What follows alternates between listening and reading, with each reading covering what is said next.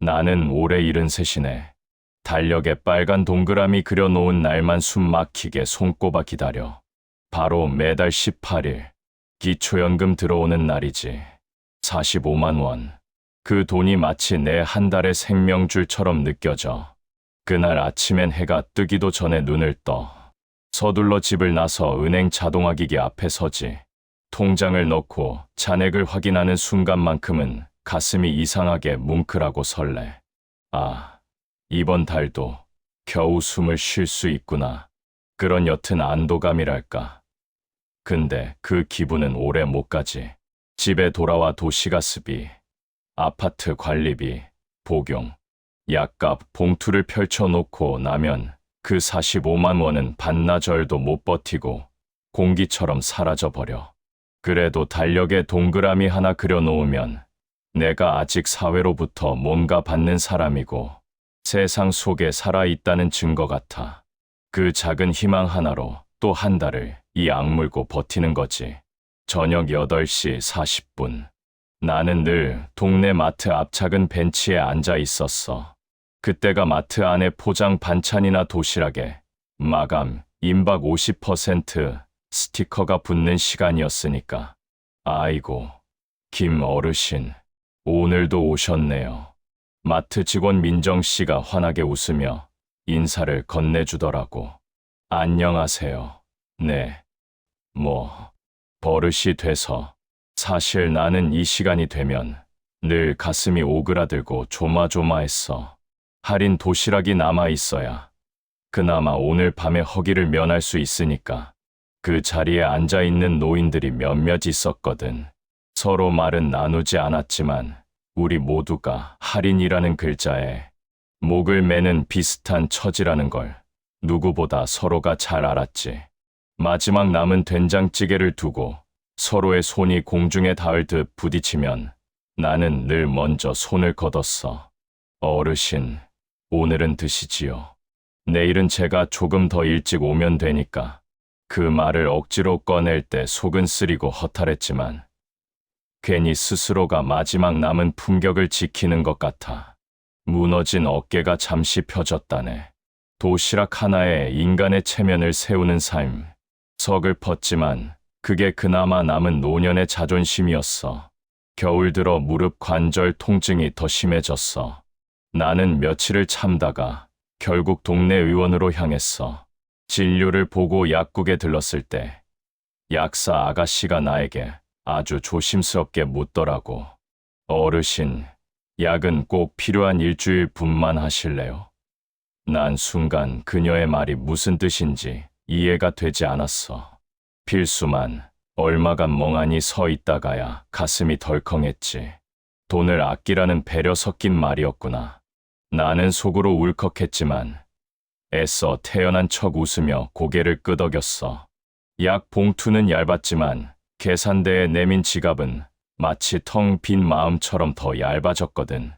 약국 문을 나서는데 오랜만에 보는 밀크커피 자판기가 보이더라고. 따뜻한 커피 한 잔에 1,000원.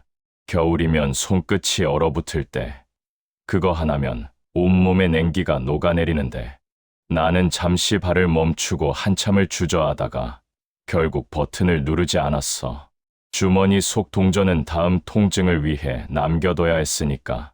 그날 난 처음으로 뼈저리게 생각했어. 돈이 없는 노년이란 통증과 고통 앞에서도 선택을 강요받는 잔인한 현실이구나.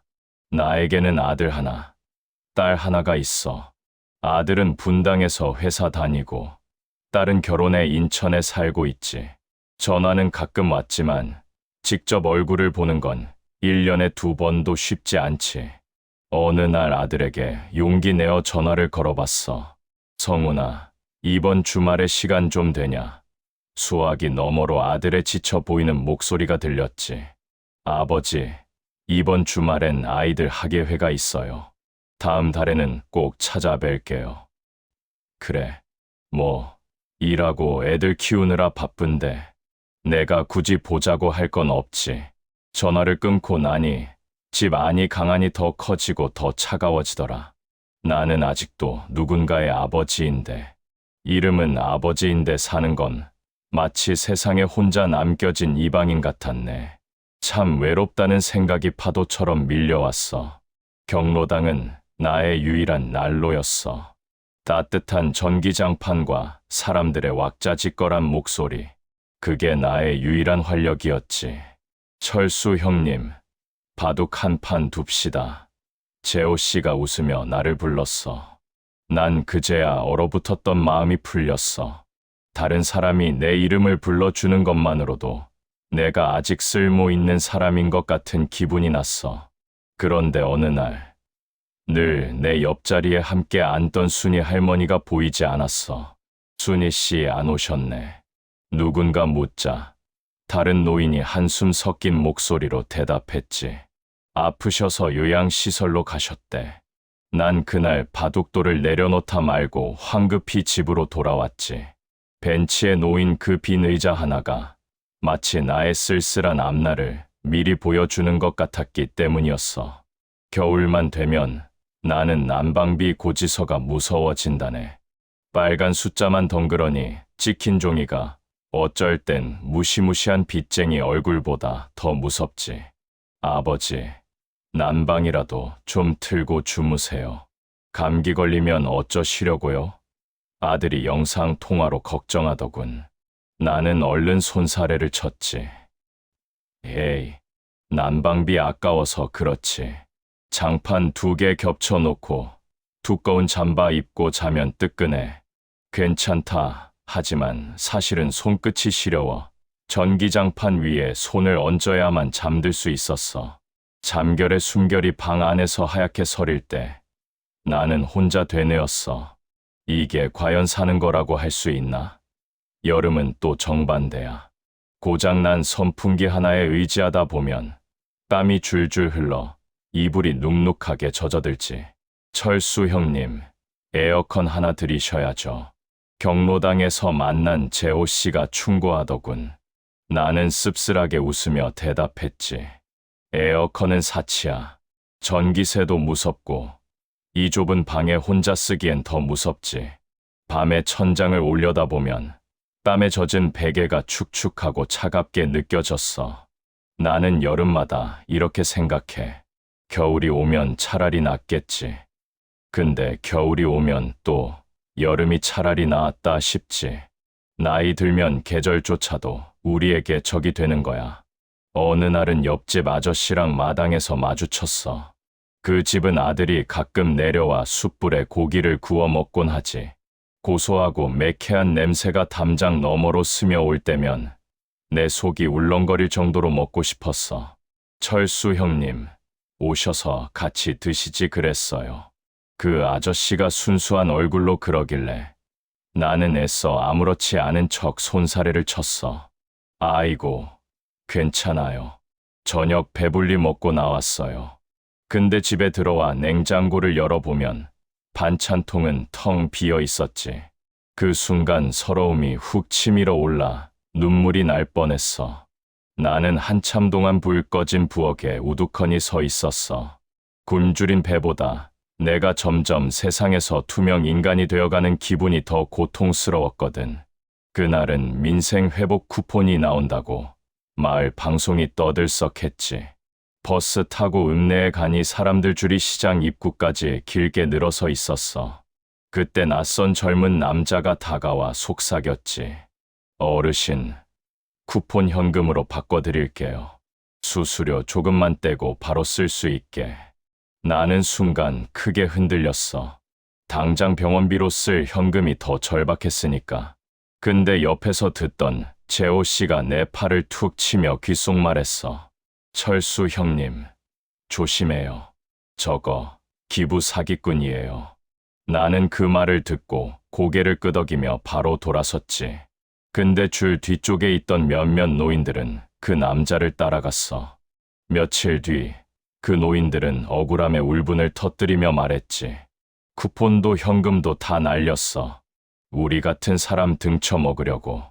나는 가슴이 철렁했네. 아슬아슬하게 화를 피한 게 다행이면서도 세상에 가진 것 없는 노인들만 노리는 아기가 이렇게 많다는 게 너무 서글펐지. 아침마다 TV 뉴스를 틀면 수도권 아파트 값이 또 역대 최고를 기록했다는 말이 흘러나와 나는 그 앞에서 망연자실 멍하니 앉아있지. 젊을 때 아주 작은 기회가 있었지. 그때 조금만 더 욕심내서 버텼으면 나도 집 한 채쯤은 있었을 텐데. 근데 그땐 당장 가족 먹여 살리는 게 급했고 자식 뒷바라지가 내 삶의 전부였어. 이제 와서 남은 건 연금 45만 원과 빚잔치뿐인 달력 한 장. 내가 왜 이렇게 밖에 살지 못했나. 혼잣말하다가 스스로를 채찍질하며 꾸짖기도 해. 그래, 이 사람아. 그땐 그게 최선이었어. 후회한다고. 뭐가 달라지냐. 그렇게 스스로를 달래며 또 하루를 힘들게 버티는 거지. 자고 일어나니 허리가 다시 쑤시며 말을 안 듣더군. 며칠째 제대로 누워있지도 못하고 밤마다 고통스러운 신음소리를 삼켰어. 결국 더는 견딜 수 없어 큰맘 먹고 시내 병원을 찾았지. 진료가 끝나고 계산대에 영수증이 프린트되어 나오는 순간 손이 추위에 떤 것처럼 덜덜 떨리더라. 총 92,800원입니다. 계산원이 건네는 목소리가 내겐 마치 마지막 남은 통장을 찢는 칼날 같았다네. 나는 카드 대신 현금을 꺼냈어. 통장에 남은 잔돈이 바닥이라는 걸 너무 잘 알기에 카드를 긁는 게 괜히 더 두려웠거든. 집에 돌아오는 텅 빈 버스 안에서 나는 흐느끼듯 중얼거렸어. 병원비 때문에 병이 도지는구나. 저녁 무렵 쓸쓸한 밥상을 차렸어. 묵은지 한 조각, 간장만 두른 달걀 프라이 하나, 구운 김과 물에 밥 말아 먹는 게 전부. 숟가락 놓고 잠시 멍하니 앉아 있었지. 예전에는 이 좁은 식탁이 늘 북적였어. 아내가 찌개를 푸고 아들은 반찬 투정을 하고 딸은 밥을 쏟아가며 까르르 웃곤 했지. 그때는 정신 없다고 투덜거렸는데 이제 와 생각하면 그 시절이 내 인생의 천국이었네. 혼자 먹는 밥은 약도 못 되네. 나는 젓가락을 내려놓고 한참을 앉아 있었어. 어느 날 아들 성훈에게 전화를 했어. 성훈아, 혹시 다음 달엔 내려올 수 있겠니? 아버지가 좀. 수화기 너머로 아들이 말을 쉬며 말했다. 아버지, 요즘 회사 사정이 안 좋아서 정신이 없어요. 게다가 아이들 해외 유학학원비에 대출금까지. 솔직히 제가 여유가 없어요. 나는 급히 말을 잘랐지. 그래, 알았다. 아버지가 괜히 바쁜 너한테 전화했네. 전화를 끊고 나니 목구멍이 꽉 막혀 숨 쉬기가 어려웠어. 나는 여전히 듬직한 아버지이고 싶은데 아들은 이미 내 도움만 바라던 어린 애가 아니었어. 이제는 내가 짐짝처럼 느껴지겠지. 경로당에 나갔더니 늘 보던 익숙한 얼굴 하나가 보이지 않았어. 늘 땡을 외치며 고스톱을 치던 박 노인이었지. 박 형님 어디 갔어요? 내가 묻자 누군가 고개를 떨구고 대답했지. 어제 새벽에 독거사 하셨대요. 아들 집에서도 연락이 안 닿아서 결국 며칠 후에야. 그 말을 듣는 순간 차가운 바람이 확 불어와 온몸을 훑고 지나가는 것 같았어.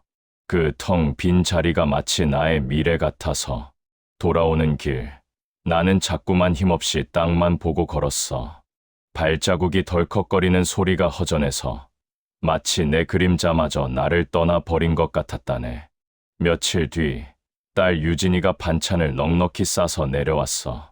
아버지, 요즘 힘드시다고 들었어요. 이거라도 드시면서 기운 차리세요. 나는 괜히 버럭 목소리를 높였어. 아니, 내가 그렇게 딸 집에 손 벌릴 만큼 비참하냐. 유진이는 눈을 크게 뜨며 울먹이듯 대답했어. 아버지, 그게 왜 손 벌리는 거예요? 그냥 가족이 챙기는 것뿐이잖아요. 순간 가슴이 따끔하고 아팠지. 나는 아버지의 자존심이란 걸 붙잡고 필사적으로 버텼는데 그게 오히려 나를 더 외롭고 고독하게 만들고 있었던 거야. 유진이가 돌아간 뒤 나는 반찬통 뚜껑을 열었는데 갓 담은 배추김치 냄새가 방 안에 퍼지는데 왈칵 눈물이 쏟아졌지. 내가 왜 그리 차갑게 목소리를 높였을까? 어느 날 집안이 갑자기 캄캄해졌어. 전등이 나간 줄 알았는데 알고 보니 전기세가 2달치나 밀려서 전기가 끊긴 거였지. 나는 한참 동안 싸늘한 어둠 속에 앉아 있었어. 휴대폰 불빛으로 방안을 비추는데 마치 내가 이 세상에서 지워진 사람처럼 느껴졌다네. 내가 평생 가족을 위해 일만 했는데 결국 노년의 전기조차 못 켜고 앉아 있어야 하나? 그때 나는 처음으로 이 고통스러운 삶을 내려놓고 싶다는 생각을 했어. 눈물이 아니라 마른 한숨만 길게 흘러나왔지. 며칠 뒤 다시 허리가 도저 약을 타왔어. 근데 계산대에서 지갑을 열었을 때 손이 멈췄어. 통장 잔액은 이미 텅 비어 바닥이었거든. 나는 결국 약사에게 고개를 숙이고 말했지. 죄송한데 제일 필수적인 약만 주세요. 나머지는 빼고. 약국 문을 나서는데 젊은 부부가 환하게 웃으며 팔짱을 끼고 들어오더군. 그들 손에는 김이 모락모락 나는 따뜻한 라떼가 들려 있었지. 나는 순간 그 커피 한 잔이 내 생명줄 약값보다 더 사치스럽게 보였어. 돈 없는 노년은 몸이 아파도 그저 참고, 견디고, 버티라는 무언의 명령이구나. 나는 그렇게 중얼거렸네. 마을 사람 하나가 또 세상을 떠나서 장례식장에 들렀지. 영정사진 앞에 앉아 있는데 문득 섬뜩한 생각이 스쳤어. 저분은 연금 얼마 받았을까? 그 돈으로 얼마나 아껴 쓰며 버티다 가셨을까? 이런 생각을 하는 내 자신이 너무나 싫었어. 죽음 앞에서도 돈 걱정을 떠올려야 하는 현실. 그게 우리 세대의 잔혹한 비극이더군. 옆에서 재호 씨가 조용히 속삭였지. 철수 형님, 우리도 결국 다 저 빈 자리로 가는 것 아닌가요? 나는 아무 말도 대답하지 못했지. 가슴속이 축축한 흙덩이처럼 무겁기만 했어. 그렇게 버티던 어느 날, 달력 앞에 앉아 연금 날짜를 또 동그라미 쳤어. 근데 이번엔 그 옆에다 하나 더 동그라미를 그렸어. 바로 손녀 민지의 생일이 적힌 날이었지. 아, 그래. 내가 아직 누군가의 할아버지구나. 그 생각을 하니 어쩐지 가슴이 조금은 덜 시리고 덜 무거워졌어. 돈은 없고 몸은 기력을 잃어 약해졌지만 그래도 나를 기다려주는 사람이 아직 이 세상에 있다는 사실이 나를 다시 살게 만들더라. 오늘도 연금은 빠듯하고 내 몸은 예전 같지 않지만 내 이야기를 들어줄 사람이 있다는 게 이렇게 큰 힘이 될 줄 몰랐어. 나는 내일도 달력에 동그라미를 하나 더 그릴 거야. 가끔은 경로당 친구 만나는 날, 가끔은 딸과 손녀가 내려오는 날, 그 작은 동그라미들이 이어져서 내 노후의 벼랑 끝을 겨우 붙잡아주고 있어. 돈 없는 노년은 지옥이 맞아. 하지만 완전히 무너지는 걸 막아주는 건 돈의 액수보다 결국 나를 바라봐 주는 사람의 마음이라는 걸 나는 이제야 눈물로 깨닫는다네. 제 이야기를 끝까지 들어주셔서 정말로 고맙습니다.